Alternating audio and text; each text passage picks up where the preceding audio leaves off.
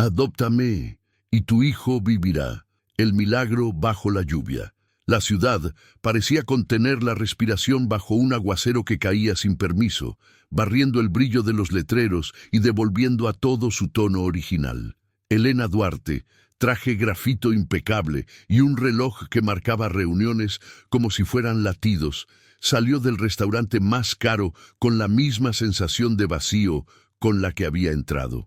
A los 35 había multiplicado la fortuna familiar, pero desde que Rodrigo, su esposo, se apagó, en una madrugada sin despedida, el éxito sonaba a metal frío. Julián, su chofer, ya la esperaba con el paraguas abierto junto al sedán negro. «Señora, el tráfico está imposible», dijo, mientras le abría la puerta.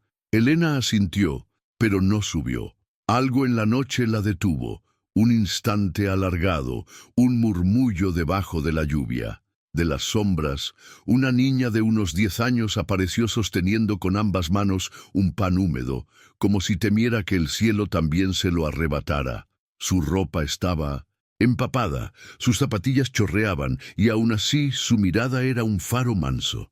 «Señora, si me adopta, puedo curar a su hijo». No lo dijo suplicando, lo dijo como quien trae un mensaje que no admite adornos. «Mateo», corrigió la niña sin que nadie le preguntara. 8 años.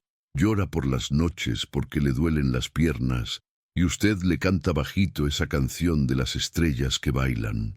El cuerpo de Elena se tensó como un cable. Era una canción privada, algo solo suyo y de Mateo, la puntada, secreta con la que sostenía el mundo cuando el dolor apretaba. Julián dio un paso al frente para apartar a la niña, pero Elena lo detuvo con un gesto. «¿Cómo sabes eso?», preguntó, con el pulso desacompasado. «Dios me lo cuenta», respondió la pequeña con naturalidad. «Me envió para ayudar». Elena quiso sonreír con ironía, quiso recordar todos los informes médicos, las listas de espera, los hospitales que había visitado como si fueran templos sin altar. Quiso volver a esa versión de sí misma que no creía en nada que no pudiera medirse, pero no pudo. La niña seguía ahí, inmóvil bajo la lluvia, con esa serenidad antigua que no pertenecía a su edad. «Desde que Mateo empezó a enfermar, usted dejó una luz encendida toda la noche», continuó. Preguntó por qué Dios se llevó a Rodrigo y la dejó sola en la ventana. Elena sintió que el suelo se inclinaba. Ni Estela, la gobernanta, ni el doctor Tomás Valdés, el médico que la acompañaba desde años, sabían de sus oraciones sin palabras. «¿Cómo te llamas?», consiguió decir. «Naila», respondió con una sonrisa leve, como si el nombre también significara abrigo. Julián carraspeó. «Señora, esto no es seguro». No lo era. Nada lo era desde que la vida se le rompió. Elena miró de nuevo a Naila.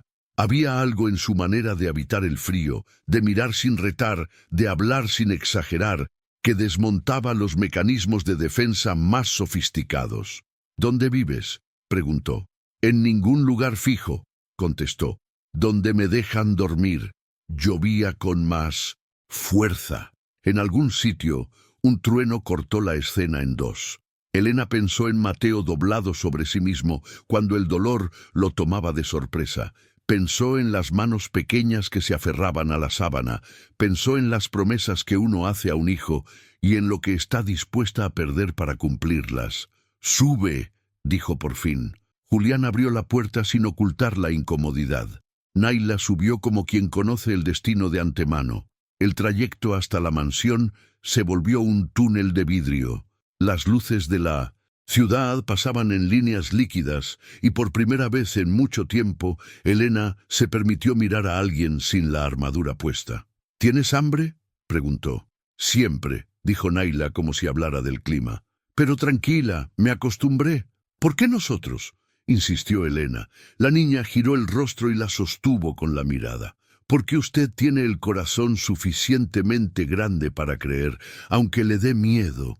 El auto se detuvo ante la casa de 3 pisos, los jardines peinados por la lluvia, la fachada como un recuerdo de otra vida. Estela abrió la puerta principal con el ceño fruncido. «Señora Elena, Mateo preguntó por usted. tuvo un episodio. La preocupación le apretó el pecho, pero Naila se adelantó. ¿Puedo verlo? Elena no supo en qué momento su mansión, orgullosa, perfecta, silenciosa, comenzó a parecerle demasiado grande para dos tristezas. Estela lanzó una mirada a la niña que mezclaba recelo y ternura mal escondida. «Prepara el cuarto de huéspedes», dijo Elena, y su voz sonó más firme de lo que se sentía. «Se queda», alcanzó a decir Estela. «Esta noche, sí», subieron con prisa. Mateo dormía inquieto, arrugando las sábanas con manos tibias. Naila se acercó sin pedir permiso. No dijo palabras mágicas, ni encendió velas, ni prometió nada imposible. Solo deslizó su palma sobre las piernas del niño y susurró algo que solo Mateo pareció escuchar. Entonces, el aire cambió. No el olor, no la temperatura, sino esa vibración de cuarto en calma que llega cuando el dolor afloja. Mateo dejó de fruncir el ceño. Su respiración encontró un ritmo. «El miedo hace que todo duela más», murmuró Naila, sin apartar la mano. «Si no lo alimentamos, se va apagando». Elena sostuvo el borde de la cuna, los dedos en blanco. No sabía si llorar, arrodillarse, huir o llamar a Tomás de madrugada. Sabía, eso sí, que algo imposible estaba sucediendo delante de sus ojos cansados. «No quiero que me mientas», dijo a media voz, sin despegar la vista de su hijo. «Si puedes ayudarlo, haré lo que sea. Solo necesito que confíe en mí», respondió Naila, «y que me deje quedarme». No pidió dinero, no preguntó por joyas, ni por habitaciones, ni por ropa. «¿Qué quieres a cambio?», se obligó a preguntar Elena, luchando por no sonar a contrato. Naila levantó la vista. «Una familia». La noche se tensó como una cuerda. Elena sintió una punzada antigua, la misma que la atravesaba cuando veía a Mateo dormir sin la risa que le debía la infancia. Había prometido no volver a creer en milagros, y, sin embargo, allí estaba, con la certeza de que las cosas que importan no caben en los informes. «Te quedarás», concedió, «pero si le haces daño, te irás». Naila no se ofendió. «No vine a herir a nadie, señora Elena, vine a salvar». Afuera, la lluvia comenzó a menguar, como si la casa hubiera llamado a la tregua. Estela apareció en la puerta con una manta limpia. «Se va a resfriar», dijo, y la colocó sobre los hombros de la niña con una delicadeza que negaba su gesto arisco. Elena, por primera vez en meses, sintió que la palabra casa volvía a significar algo más que paredes. A la mañana siguiente, el sol se atrevió a atravesar las cortinas como no lo hacía desde antes del diagnóstico. Elena bajó con el corazón ligero y un miedo nuevo, el miedo a que todo fuera un sueño. Estela, ya con el café servido, no alcanzó a ocultar la sorpresa cuando la señora preguntó por Mateo. «En el jardín», dijo con la cucharilla temblando apenas. Elena se acercó a la ventana. Su hijo estaba de pie, riendo con una seriedad feliz, mientras Naila le mostraba un desfile de hormigas que cargaban mundos. No había fiebre en su frente, ni sombra en sus ojos. No había dolor colgado de sus gestos. Había vida, esa palabra que el dinero no compra. Elena sintió ganas de detener el tiempo. Dejó el aire dentro para que no se escapara la escena. No llamó al médico. No todavía. No quiso traer el lenguaje del imposible a una mañana que recién aprendía a hablar. Caminó hacia el jardín, los tacones, hundiéndose suave en el pasto, y dejó que la brisa hiciera lo suyo. «Mamá», dijo Mateo al verla, «no me duele». No era ciencia, no era magia, no era sugestión. Era la risa de su hijo llenando el hueco donde antes solo resonaba el miedo. Naila, quieta y atenta, no pedía aplausos. «¿Qué le hiciste?», preguntó Elena, incapaz de disimular el temblor. «Le recordé que no está solo». La respuesta era simple, pero la noche anterior había enseñado a Elena una gramática nueva. Hay verdades que se comprenden de golpe, con el cuerpo, y el cuerpo de su hijo estaba diciendo que sí. Julián asomó desde la puerta con su formalidad de siempre, y aún así algo en su rostro había cambiado. La dureza de quien ha aprendido a no esperar milagros se le había ablandado. «Señora», Comenzó sin saber muy bien cómo terminar. Elena le devolvió una mirada que decía, lo sé, lo sabía sin saber explicarlo. Y esa era quizá la parte más peligrosa. Cuando un milagro entra por la puerta, el mundo pide recibo.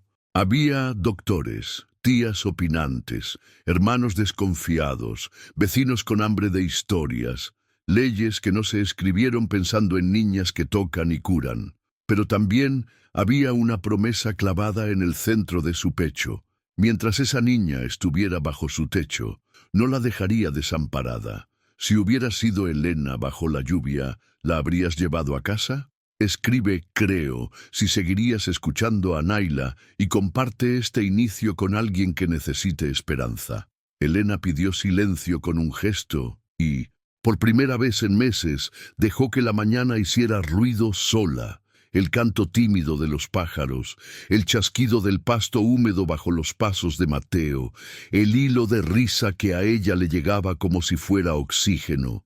Estela apareció con una toalla y una regañina cariñosa, y aún así terminó sentándose en el borde del cantero solo para mirar. Cuando la esperanza es nueva, uno aprende a no espantarla. Julián, discreto, esperó cerca del portón con las llaves en la mano, como si todo pudiese deshacerse, al primer movimiento brusco. «No llames todavía», murmuró Elena sin mirarlo, y Estela entendió que hablaba del doctor. Quiso retrasar el mundo 5 minutos más. A media mañana, el equilibrio frágil de la casa fue interrumpido por el sonido del intercomunicador.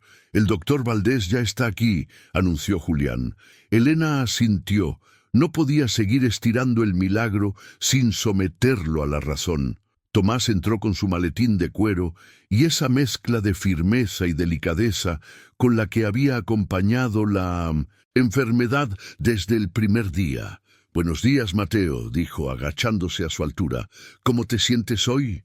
«Como si el dolor se hubiera olvidado de mí», respondió el niño, serio y feliz. Tomás le pidió que caminara, que se pusiera de puntillas, que tocara la punta de sus pies con las manos.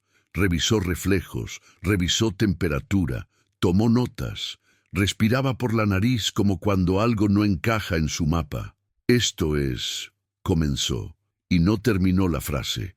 Elena sostuvo el borde de la mesa. «Dímelo sin anestesia». Tomás la miró con esa lealtad áspera que no promete imposibles. «Clínicamente, hoy Mateo está bien, mejor de lo que esperaríamos incluso con meses de rehabilitación, pero no puedo explicarlo con los estudios que tenemos». Naila, quieta en una esquina, no se movía.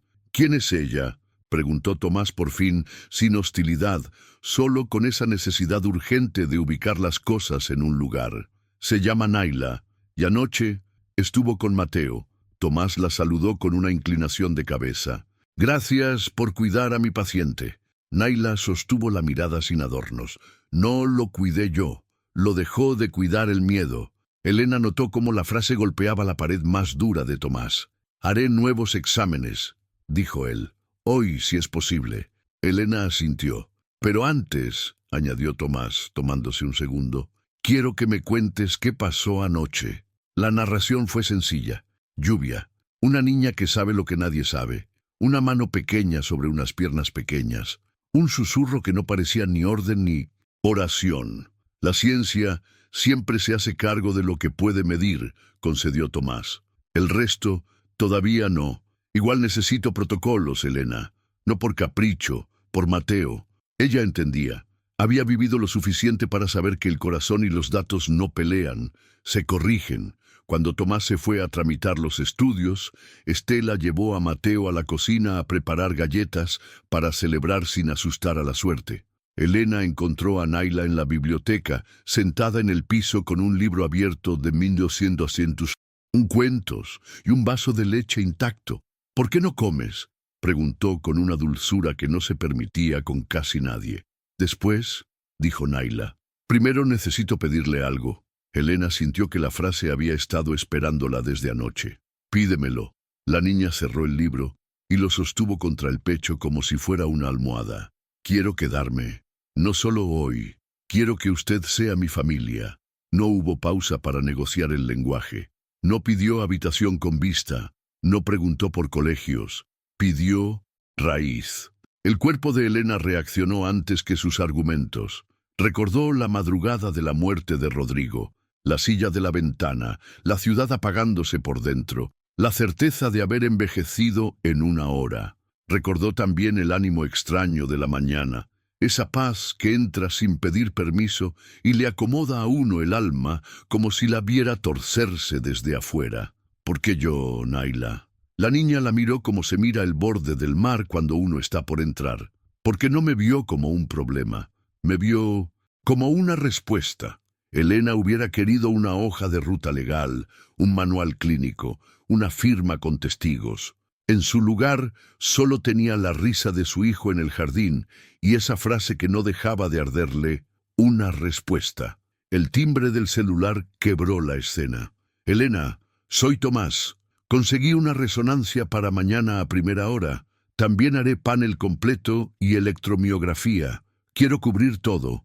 Hazlo, dijo ella, y al cortar, encontró a Naila esperándola con paciencia. Si los aparatos dicen que todo está bien, preguntó Elena, ¿qué dirán de ti? No necesitan decir nada de mí, sonrió la niña. No me gustan las fotos, solo me gusta que la gente vuelva a jugar. La respuesta no cabía en un expediente, y aún así era perfecta. Elena se acercó un paso. Quiero protegerte, dijo, dándose cuenta de la forma de la palabra en su boca. Si te quedas, habrá preguntas, habrá gente que no entienda. Naila bajó la vista al libro. Siempre hay gente que no entiende, pero Mateo entiende. Y usted también, aunque le cueste. Estela entró con las manos enharinadas. Hay alguien en la puerta, señora. Dice que es de servicios comunitarios, que trae donaciones. Elena frunció el ceño. Las donaciones a veces venían con formularios que olían a chisme. Dile que deje la caja y se vaya, respondió, pero Estela no se movió. Insiste en hablar con usted.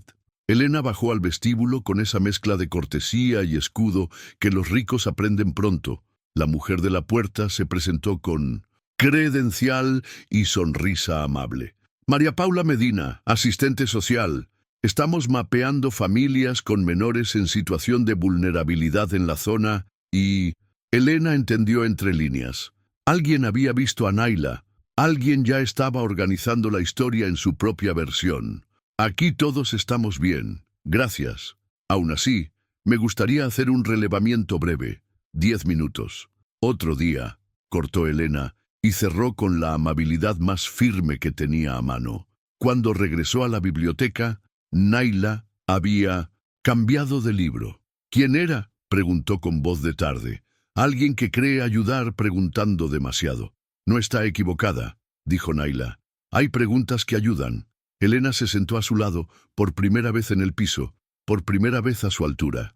Hazme una tú. Naila no tardó. ¿Qué le pediría a Dios si supiera que la está escuchando? Elena no esperaba la emboscada. La respuesta subió sola. Que me quite el miedo correcto, el miedo que me impide amar. La niña asintió, satisfecha. Ese miedo se quita practicando. Por la tarde, Julián pidió permiso para pasar a la biblioteca, rareza que delataba un motivo. Señora, disculpe. Dijo que su hermana tenía un niño con dolores parecidos a los de Mateo. Dijo que no quería meterla en problemas. Dijo que si existía una posibilidad mínima, Elena lo detuvo, clavándole una mirada que no era regaño, era pánico. No podemos hablar de esto fuera de casa, Julián. Por ahora, protégeme tú a mí, como yo protejo a mi hijo. Julián apretó los labios y asintió, avergonzado de haber traído el mundo tan pronto. Lo siento, señora, no volverá a pasar. Al salir, Naila lo llamó con su voz de hilo. Tu sobrino se llama Leo, ¿verdad? Dígale a tu hermana que lo abrace más fuerte cuando le duela. Eso a veces ahuyenta a los monstruos. Julián se quedó clavado al piso un par de segundos, como si hubiera visto un truco de luz. La noche volvió con la puntualidad de siempre, pero la casa ya no era la misma. Estela dejó una lámpara tenue encendida. En el pasillo, Mateo eligió un cuento sobre hormigas que cargan hojas más grandes que ellas. Julián revisó 3 veces los cerrojos sin saber por qué el silencio lo inquietaba menos. Elena, de pie en la puerta del cuarto de huéspedes, observó a Naila acomodar la manta como quien sabe de inviernos. «Si decides quedarte, voy a hacerlo bien», prometió. «Con papeles, con escuela, con nombre completo». «Yo ya tengo nombre completo», dijo Naila sonriendo. «El que usted me mire como si fuera mía». El corazón de Elena se contrajo por dentro, como si algo que había estado helado empezara a doler al descongelarse.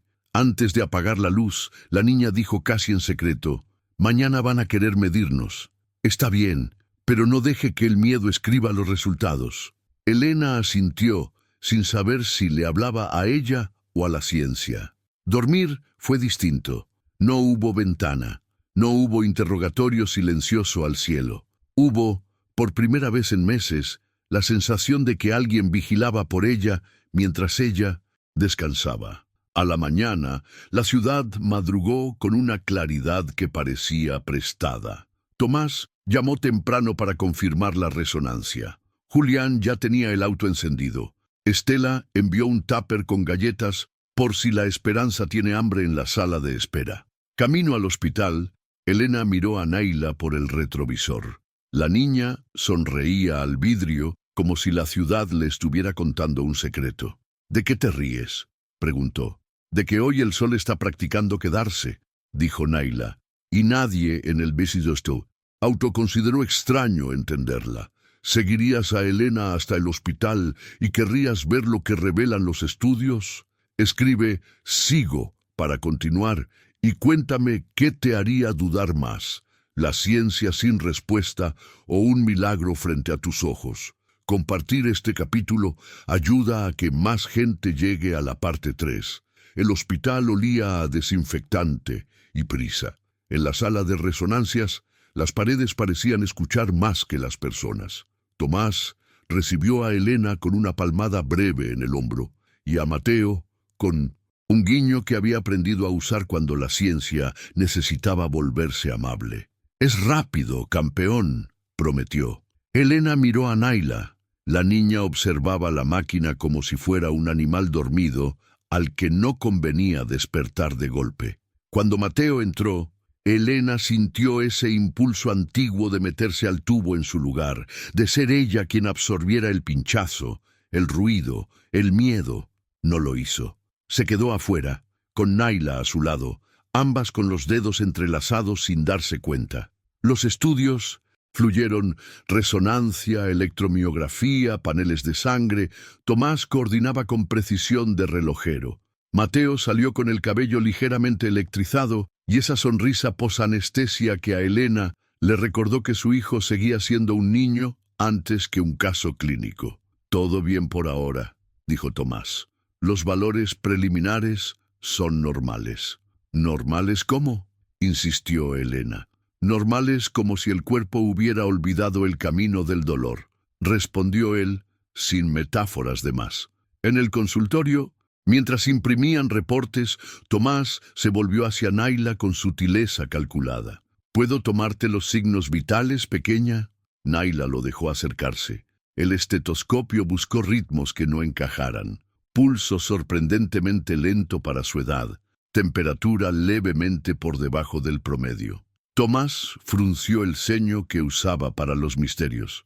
«¿Dormiste bien?», preguntó. «Como quien escucha el mar desde lejos», dijo ella. «¿Has comido?». Naila encogió los hombros. Elena notó por primera vez con nitidez que la niña ocupaba menos espacio en el asiento que la noche anterior. Cuando terminaron, Tomás pidió una conversación a solas con Elena. «No tengo explicación para lo de Mateo, pero voy a buscarla», empezó, más médico que nunca. «Lo que sí puedo decirte es que la niña presenta signos sutiles de desgaste. Nada alarmante ahora mismo, pero no me gusta». Elena tragó. «¿Desgaste por qué?». Tomás abrió las manos, desnudo de certezas. «No lo sé. Si me autorizas, podría evaluarla con más. En profundidad, exámenes básicos, nada invasivo». Elena miró a través del vidrio. Naila y Mateo estaban pegados al acuario de la sala de espera, siguiendo el vaivén de un pez naranja como si los hipnotizara. «Hazlo», dijo. Naila aceptó sin resistencia. Sangre, presión, una ecografía rápida por curiosidad clínica, como dijo Tomás. En cada paso, la niña cooperó con una serenidad que desarmaba. «¿Te duele algo?», preguntó Elena al ver cómo apretaba la mandíbula durante la extracción. «No duele», susurró. «Cansa». Esa palabra se quedó colgando en el aire como una lámpara encendida. De regreso a casa, Estela sacó su arsenal de remedios de abuela. Caldo claro, pan tostado, una manta tibia. Naila probó 2 cucharadas y dejó la cuchara en el borde del plato, como si pesara demasiado. Al caer la tarde, Elena llevó a Naila a la biblioteca. Afuera, el sol se rendía despacio sobre las copas de los árboles y la casa respiraba un orden que hacía meses no encontraba. «Quiero entender», dijo. «Elena, no para etiquetarte, para cuidarte». Naila sostuvo su mirada con la honestidad de quien no sabe protegerse con discursos. «Cuando toco a alguien que duele, siento el dolor como si fuera mío, y si me quedo, el dolor se acomoda en mí y a la otra persona se le afloja. ¿Y después? Después me siento un poco más liviana por dentro y un poco más pesada por fuera, como si me faltara una fruta del canasto, pero vuelve, siempre vuelve, hasta que un día ya no». Elena sintió el vértigo de quien camina sobre una cuerda sin red. «¿Desde cuándo lo sabes?» «Desde que era muy chiquita. Una señora que me cuidaba se estaba yendo, y yo no quería quedarme sola. La abracé fuerte. Se quedó. Yo dormí 3 días». La biblioteca parecía demasiado pequeña para esa confesión.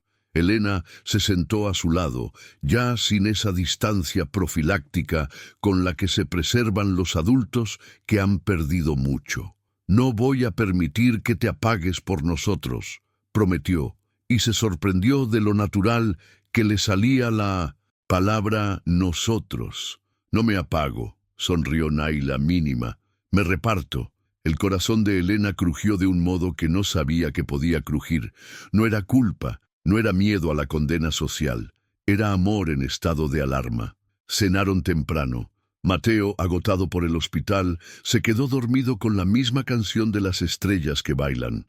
Elena, en silencio, bajó al estudio y llamó a alguien a quien no llamaba desde la muerte de Rodrigo. «Inés Paredes, por favor». La abogada respondió con eficacia. «Necesito iniciar un proceso de adopción. Es urgente». Inés pidió datos, plazos, antecedentes. «Va a haber preguntas», advirtió.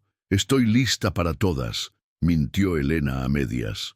Colgó y se quedó con el teléfono en la mano como quien sostiene un ancla. Tomás envió los primeros resultados de Naila al amanecer del día siguiente. «Elena, hay algo extraño en los marcadores de energía celular, elevados por encima de lo habitual, y al mismo tiempo signos de desgaste acelerado. No quiero alarmarte, pero nunca vi un patrón así». Elena leyó el mensaje 3 veces. Subió a la habitación de huéspedes. Naila estaba despierta, con los ojos abiertos en la penumbra, como si escuchara llegar el día. «¿Puedo decirte algo, señora Helena?» «Dímelo». «Cuando uno ama de verdad, no se desgasta, se transforma. Yo no estoy perdiendo, estoy cambiando de sitio». Elena se sentó a la orilla de la cama. Le apartó un mechón de la frente y sintió el frescor de su piel. «Si te quedas, te voy a dar mi apellido», dijo. «Escuela, médico, papeles. Y si el mundo pregunta demasiado, cerraré puertas». Naila la miró con algo que parecía alivio. «Entonces ya soy de algún lugar». El mediodía trajo visitas inesperadas. Julián anunció desde el vestíbulo. «Señorita Medina, la asistente social. Otra vez».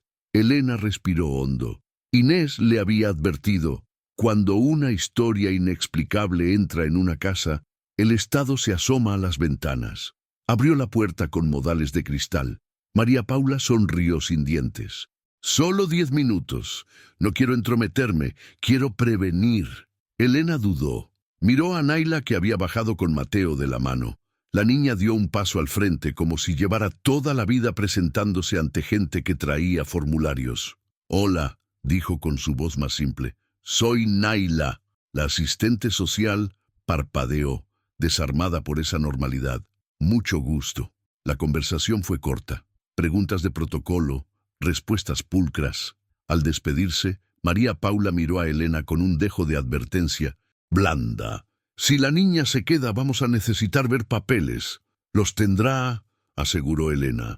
Cuando la puerta se cerró, la casa exhaló como quien contiene la respiración para que un terremoto pase. Esa noche, mientras acomodaba la manta sobre Naila, Elena tomó una decisión que cambiaría el guión. Mandó un mensaje a Inés con una sola línea.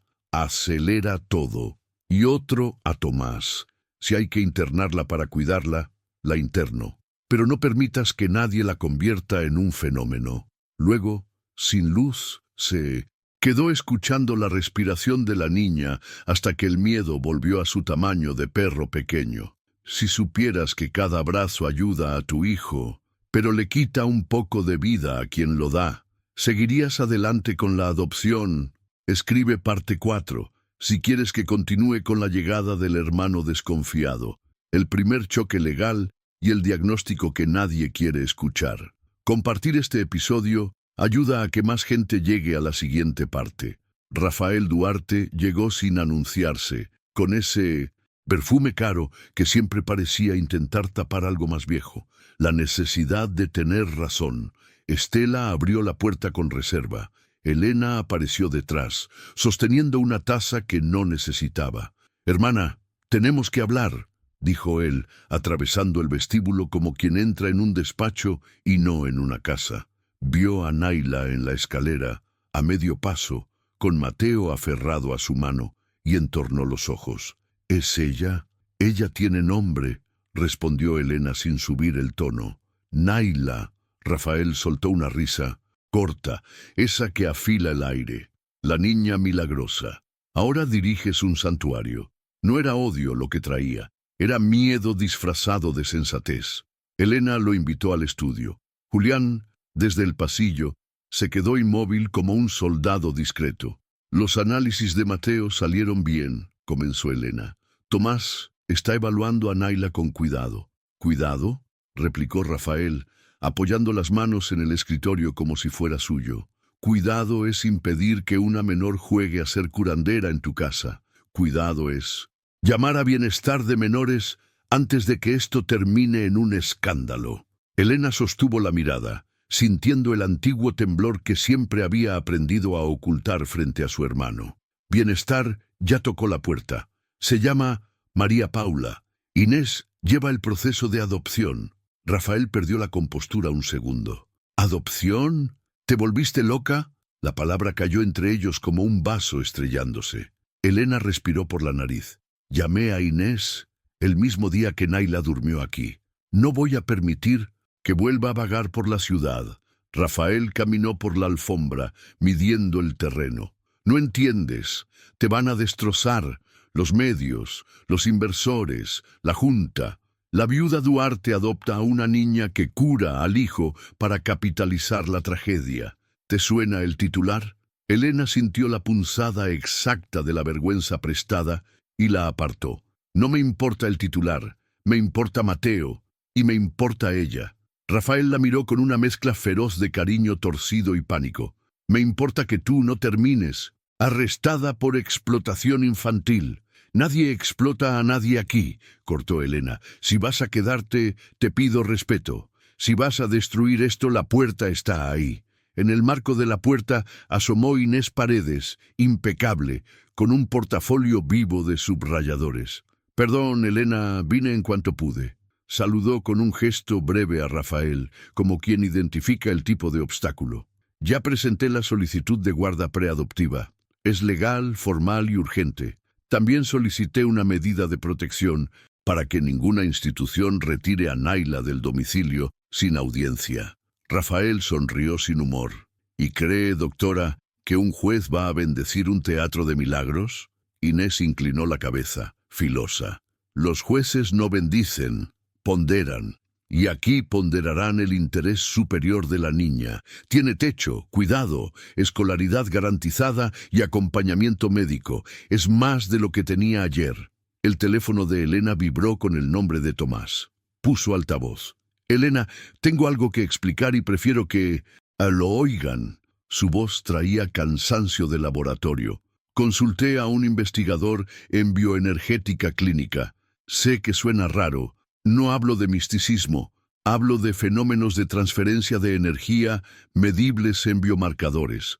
Los de Naila están disparados, como si su organismo tuviera una capacidad de regeneración inusual, y a la vez exhibiera signos de desgaste acelerado cuando se expone a dolor ajeno. Se hizo un silencio denso. Rafael bufó. Poesía médica. Tomás no mordió el anzuelo. Llámelo, como quiera, pero los datos apuntan a un patrón. Si Naila sigue absorbiendo, su cuerpo podría entrar en falla sistémica. No mañana, no pasado, semanas. La palabra se colocó en el centro de la habitación y nadie se atrevió a rozarla. Elena cerró los ojos un instante y los volvió a abrir como quien sale a la superficie. ¿Hay tratamiento? Tomás suspiró al otro lado. Podemos sostenerla, nutrirla, monitorearla, limitar la exposición, pero no hay protocolo para algo que nunca hemos visto. Desde la escalera, donde la curiosidad siempre encuentra grietas, Naila había escuchado lo suficiente. Entró al estudio caminando con esa calma que parecía más grande que ella. No se peleen por mí. Cansa. Elena se levantó de golpe. Ven, siéntate. La niña obedeció. Rafael la miró como si buscara la costura del truco. ¿Tú entiendes lo que está pasando? Naila asintió. Yo presto, después vuelvo. A veces me tardo más, a veces menos. Rafael, incapaz de negociar con esa gramática, eligió el terreno que conocía. Elena, si sigues adelante voy a la junta. Si te empeñas en esta locura, venderán la idea de que la dirección perdió criterio. Inés avanzó medio paso. Señor Duarte, su amenaza es improcedente en este ámbito, y con todo respeto, irrelevante para un juez de familia. Rafael apretó los dientes. En la pecera del estudio, 2 peces se persiguieron un segundo, y Elena pensó, sin poder evitarlo, que así era la vida con su hermano. Un círculo elegante que repetía la misma vuelta hasta el mareo. La tarde cayó como una hoja lenta y encendida. Estela trajo té que nadie bebió. Julián, que prefería la discreción a cualquier heroísmo, se acercó a Elena en la cocina. Me preguntaron en la portería si aquí vive una niña nueva. ¿Quién preguntó? Un periodista del canal local. Dijo que se enteró por una fuente familiar. Rafael apareció detrás y su silencio fue respuesta suficiente. ¿Qué hiciste?, preguntó Elena, helándose. Lo que debía, pedir ayuda para sacarte de un problema. Un problema se llama niña. Rafael bajó la vista por primera vez. Esa noche, Tomás vino en persona. Quiso ver a Naila, hablarle sin máquinas de por medio. Ella lo escuchó con atención, como si el médico fuese un cuento. Naila, necesito pedirte algo muy serio, que por un tiempo no pongas tus manos sobre nadie que esté enfermo. No porque no confíe en ti, sino porque quiero que te quedes. La niña lo pensó con cuidado. Si alguien se muere delante de mí, no prometo nada. Tomás asintió, conmovido por la honestidad brutal. No te pido promesas imposibles, te pido que me llames antes.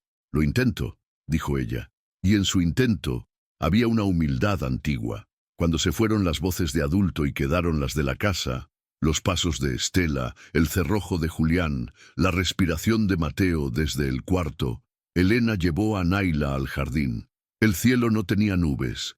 Sobre la copa de los árboles, las estrellas abrían ventanas. A veces imagino otra versión de todo esto, confesó.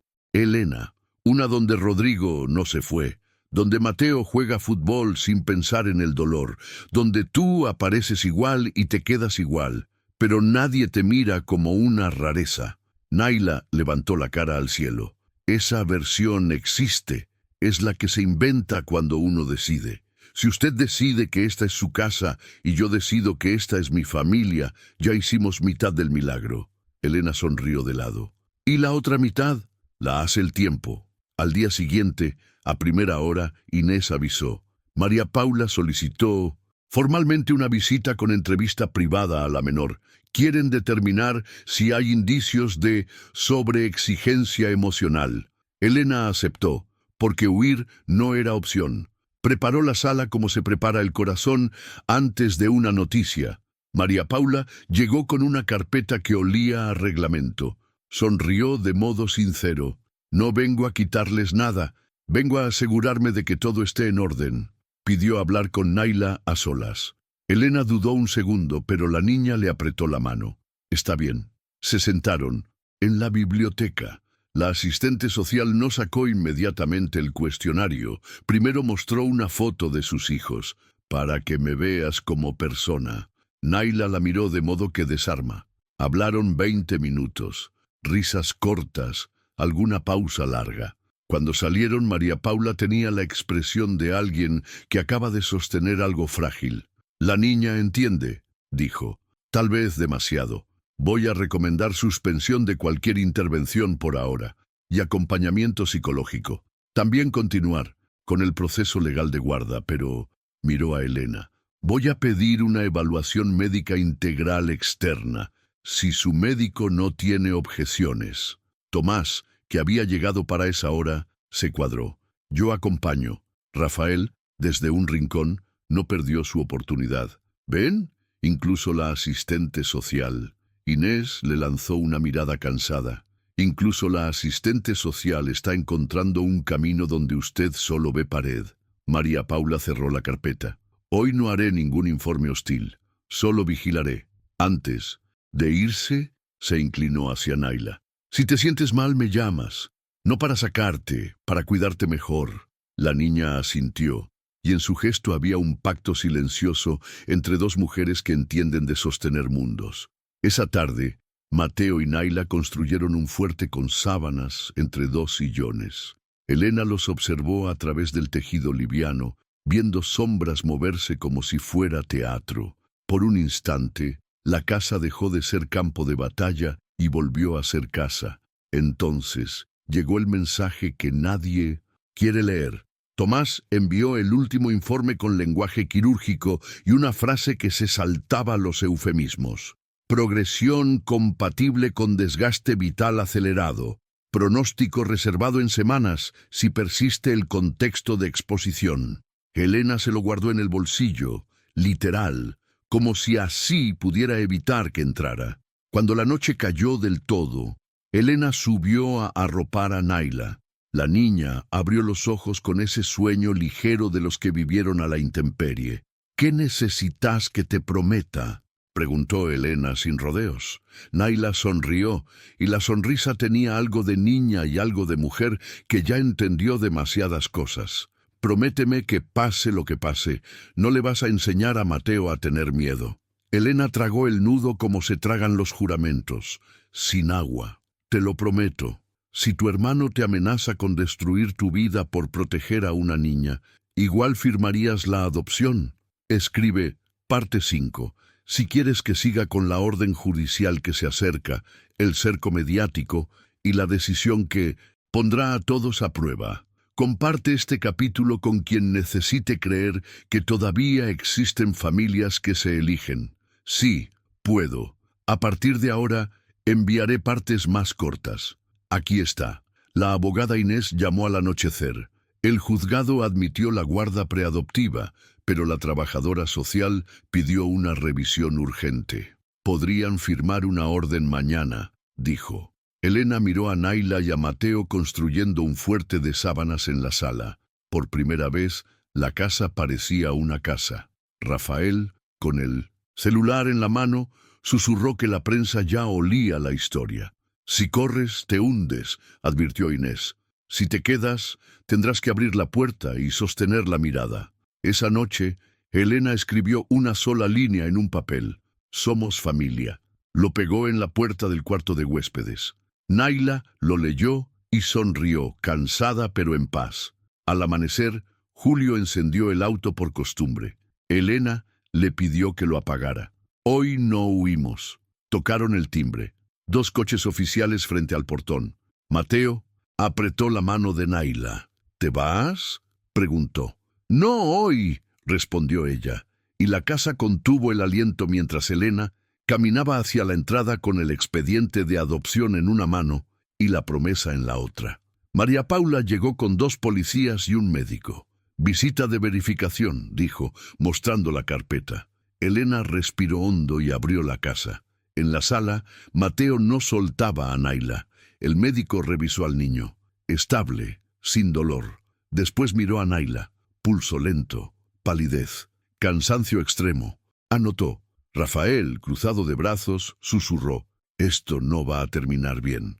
La orden del juez puede salir hoy, avisó María Paula. Necesito escuchar a Naila a solas.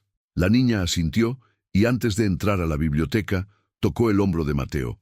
Acuérdate, no alimentes al miedo.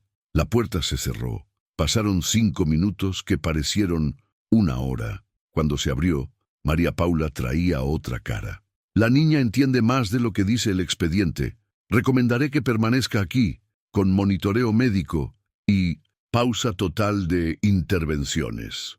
El alivio duró un suspiro. El celular de Elena vibró. Mensaje del juzgado. Decisión en 2 horas. Afuera, una van de prensa frenó frente al portón. Si fueras Elena, te enfrentarías a los medios y esperarías la decisión. ¿O alejarías a Naila del foco de atención? Comenta, paso página, para pasar a la siguiente parte. El momento en que la casa se convierte en noticia y un nuevo susto lo cambia todo. La prensa se pegó al portón como si pudiera oler historias. Desde la calle, un reportero gritó el titular antes de tenerlo. ¿Es verdad que una niña cura al hijo de la CEO? Rafael, tenso, dio 2 pasos hacia el micrófono. Inés lo detuvo con un gesto seco. Dentro, Elena cerró las cortinas. El médico del equipo oficial aún estaba en la sala tomando notas cuando Mateo se llevó la mano a la pierna. Pálido. Mamá, me pinchó otra vez. El tiempo se encogió. Elena miró a Naila. La niña negó suavemente con la cabeza. Sin tocar, ¿recuerdas? Se arrodilló. Frente a Mateo, solo voz. Mira mi mano, respira conmigo. 4 adentro, 4 afuera. Piensa en las hormigas cargando hojas. El médico observó el color volver a las mejillas del niño, como una marea lenta.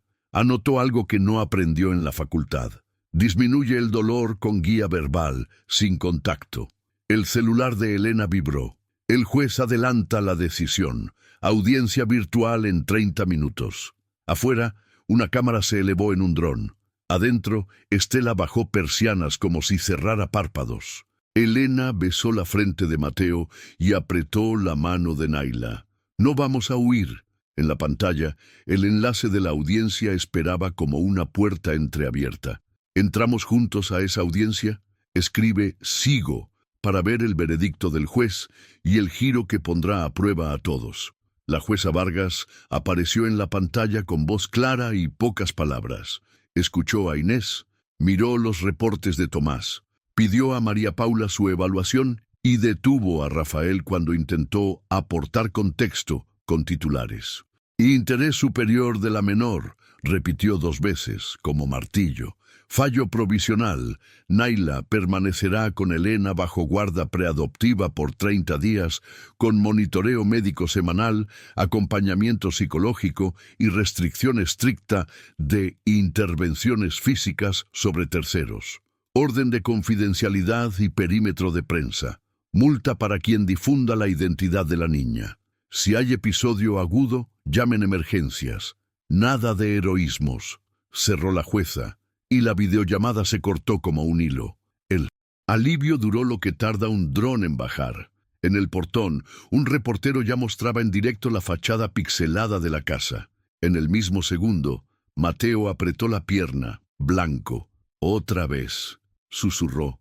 Naila lo miró y respiró hondo, sin tocarlo. El médico del equipo oficial levantó la mano. Voy a administrar analgésico. El tiempo se encogió. Elena leyó el texto que acababa de llegar de un número desconocido. Una foto de Naila y Mateo desde la ventana ya circulando. Rafael guardó el teléfono, demasiado lento. Naila clavó los ojos en Elena. Puedo ayudarlo sin tocar, o puedo tocar y que pase ya. La orden judicial aún vibraba en la pantalla bloqueada. Afuera, la prensa contaba los segundos. Adentro, Mateo tembló. Elena abrió la boca para decidir. ¿Romperías la orden para salvar a tu hijo en el acto? ¿O aguantarías la tormenta para proteger a Naila?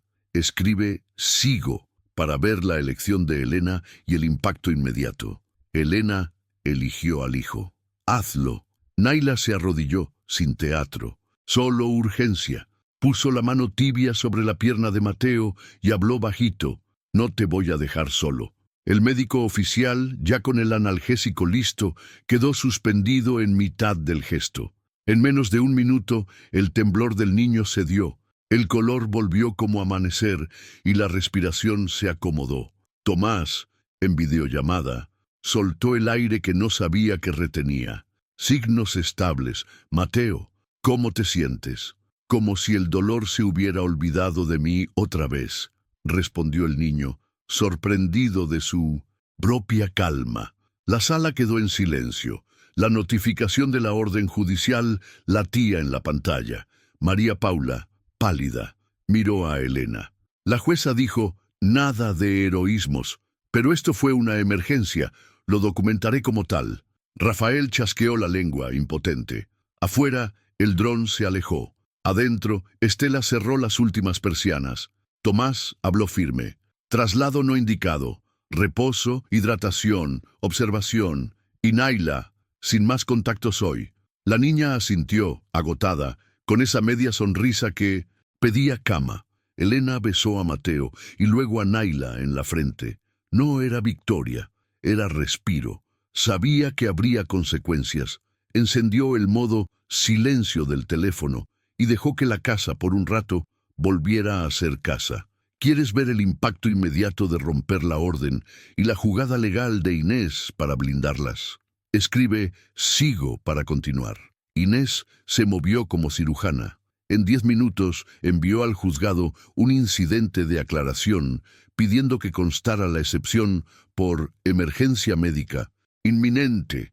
Adjuntó el parte del médico oficial, episodio agudo controlado y la videollamada de Tomás. Interés superior del niño, ausencia de alternativa eficaz, contacto terapéutico mínimo, escribió. A María Paula le tembló apenas la voz, pero firmó su informe. Actuación proporcional, sin lucro, sin espectáculo. Rafael paseaba el salón con el teléfono en la mano como si buscara señal para su rabia. Te salvaron por un tecnicismo, bufó. Nos salvamos porque no dejamos que un papel mate a un niño, respondió Inés sin subir el tono. Naila, pálida, intentó levantarse y se venció como quien apaga una vela. Tomás llegó en 20 minutos. Puso su estetoscopio sobre ese silencio raro y ordenó lo que ya sabíamos que venía. Reposo estricto, hidratación, calorías altas, 0 intervenciones y visita de enfermería en casa. No la subestimen. Es fuerte, dijo, pero hoy la sostienen ustedes. Estela apareció con caldo y una manta. Julián, con un termo recién hervido y ojos de perro. Guardián. Elena se sentó en el suelo al lado de la cama de huéspedes, sin discursos, solo estar. El teléfono vibró de nuevo. Notificación del juzgado. Se admite aclaración. Contacto terapéutico permitido únicamente ante riesgo inminente y con profesional presente. Mantener restricción general. Inés exhaló. Tenemos margen para cuidar sin desobedecer. Afuera, la prensa reculó con la orden de confidencialidad, pero no se fue.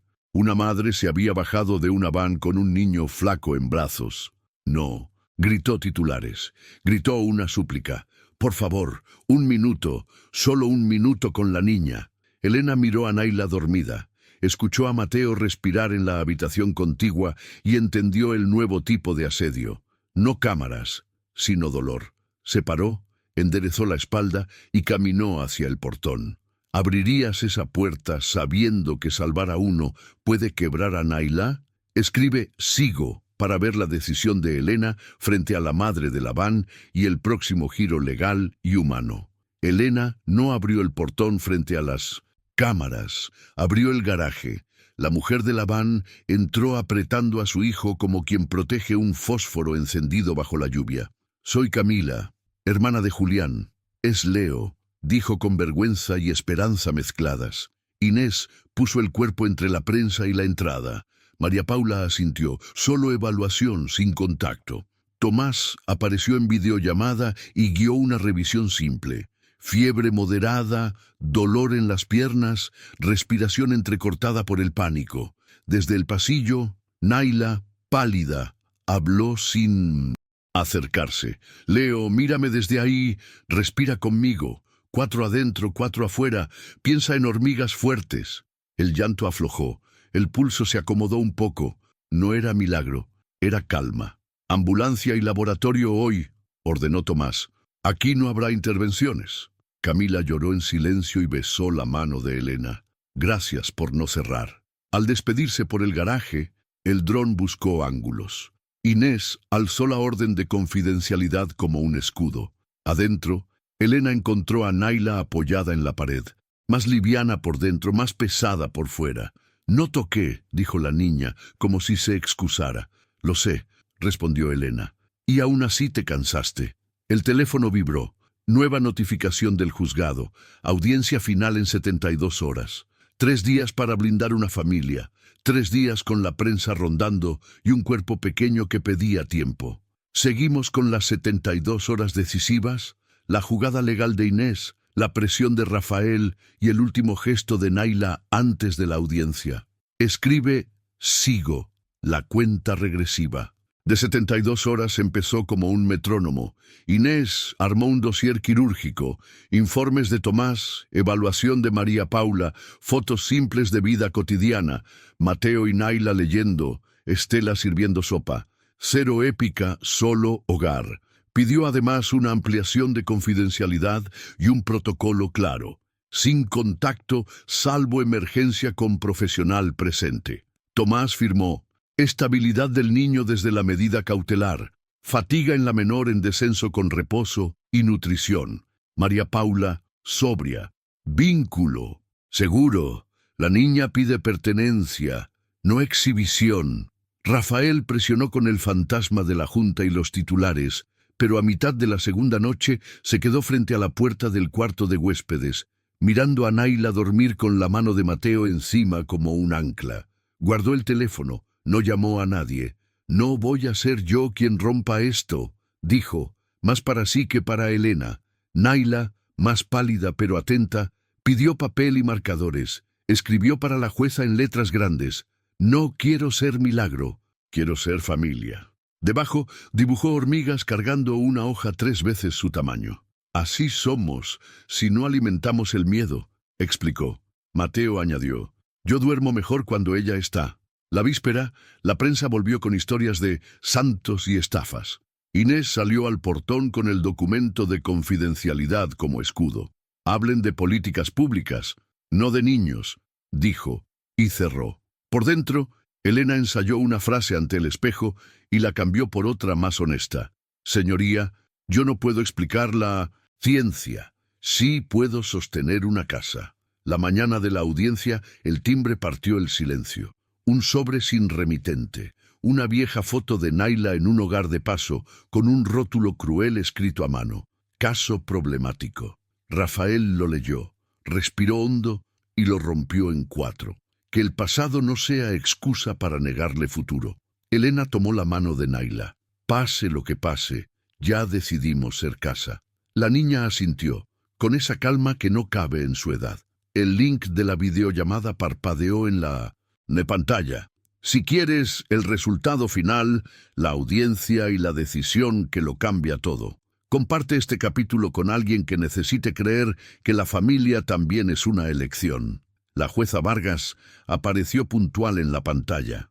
Escuchó sin interrupciones los informes de Tomás, el protocolo de María Paula, el dossier limpio de Inés y, para sorpresa de todos, la voz de Rafael pidiendo la palabra no para atacar, sino para admitir que el miedo lo había hecho torpe. «Vi a mi sobrino dormir con la mano de Naila como ancla. No es un espectáculo. es una casa. La jueza sostuvo la mirada como quien pesa verdades. El tribunal decide. Se mantiene la guarda preadoptiva por tiempo indeterminado hasta sentencia final. Se autoriza escolaridad y rutina normal de la menor, monitoreo médico y psicológico continuo, contacto terapéutico permitido solo ante riesgo inminente y con profesional presente, ampliación de confidencialidad y perímetro de prensa. La prioridad es el interés superior de Naila y el resguardo de este vínculo. Golpeó una vez con la pluma y la llamada se cortó. El silencio en la sala duró un latido. Mateo corrió a abrazar a Naila. Estela se llevó la mano a la boca. Julián, con los ojos brillantes, dijo algo que sonó a gracias. Inés por fin soltó el aire. María Paula guardó la carpeta con una media sonrisa rara en su oficio. Hoy gana la familia. Afuera, las cámaras se cansaron de filmar persianas cerradas y se fueron desinflando como globos tarde. Adentro, Elena pegó con cinta el cartel que Naila había escrito para la jueza. No quiero ser milagro, quiero ser familia. Debajo, el dibujo de hormigas llevando una hoja enorme. Así somos, dijo la niña, y por primera vez no parecía cansada al decirlo. Esa noche no hubo discursos. Hubo sopa caliente, un fuerte de sábanas y una lámpara encendida en el pasillo. No por miedo, por costumbre de ternura. Antes de dormir, Elena se sentó en el borde de la cama de huéspedes. «Te voy a dar mi apellido», susurró. «No porque te falte un nombre, sino para que el mundo sepa lo que ya decidimos». Naila asintió con los ojos brillando. «Entonces ya soy de algún lugar». En la habitación contigua, Mateo canturreó las estrellas que bailan. Elena lo acompañó bajito y entendió que la casa había recuperado su sonido. A la mañana plantaron un jacarandá en el jardín. «Para acordarnos de florecer aun cuando el invierno tarde», dijo Inés, dejando la pala.